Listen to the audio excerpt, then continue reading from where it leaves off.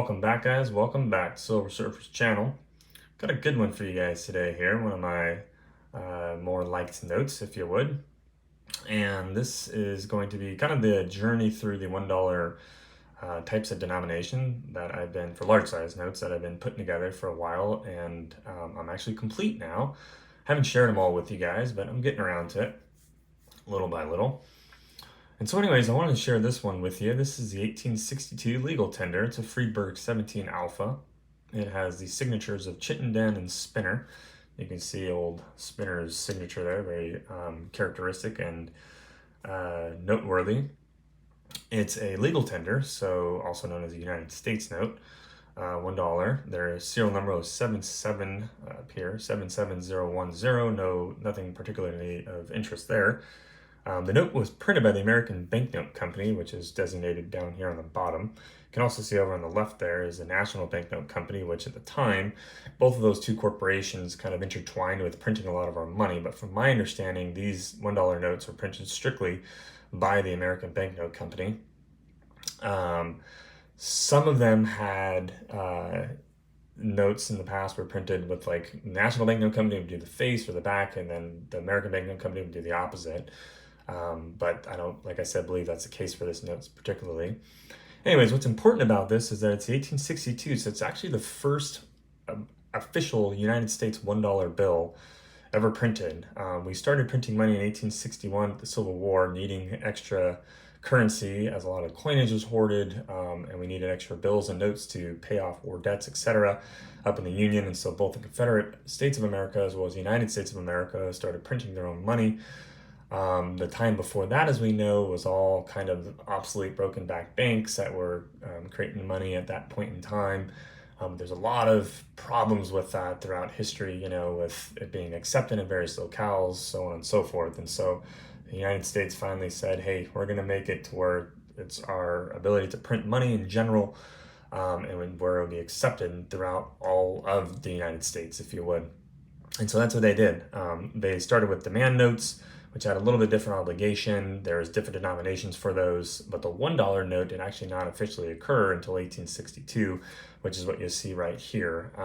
The term greenback, we'll get to in a minute in the backside, but anyways, another important structure here is Salmon P. Chase, a gentleman there in the portrait on the left, and he was noteworthy because he had kind of an interesting history, but he was born in Ohio, early 1800s. I think he lived to like 1870s or so.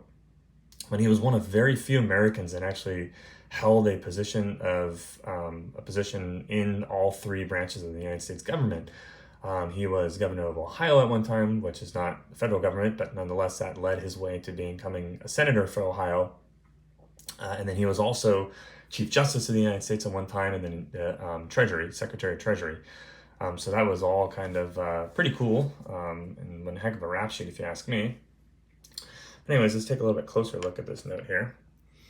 So very nice details. You can see the 1 is circled there in the center, with the 2 underneath it. There is a 2 with Thomas Jefferson on it, and the 3, which they don't actually have. The 3 was never printed, and there's some stories about that as well as to why that's the case, but I wish they did actually print the 3 because I think that would have been pretty neat, but I only own the 1. I'm looking to get the 5 and maybe the 10 someday that has Abraham Lincoln on it. But gorgeous ornate detail. I mean, look at that around the pinwheels, kind of around the 1 there at the United States written. Just absolutely fabulous. Beautiful colors. We'll flip on the back here. Now we can kind of talk about what I was looking to talk about some.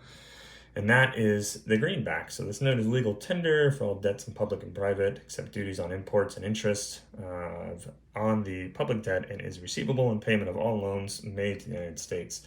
And then just that gorgeous, gorgeous 1 design. Absolutely fantastic. I mean, that is just, can you imagine if our money was still made in this type of way? Pretty fabulous. Look at the ring around the little 1, kind of looks like poker chip rings around the saying there. Just awesome, really cool note. But the term greenback was not only kind of came from this, it actually came from the demand notes, 1861 demand notes. People started adopting it for all other types of notes as well, and so that's what you got there. But yeah, so interesting story about this. I went in to go sell a bunch of bullion when silver was up near 30. I was getting like 31, 32 bucks an ounce for Eagles that I paid about $15 to $17 for. So I said, God, I can not take profits, if you would, double negative there. So I ended up going to my LCS, walked in. The guys are great guys here, and they do have a nice little display of not only coins but a little bit of paper money as well. And I walked by and saw this note, and I go, uh-oh.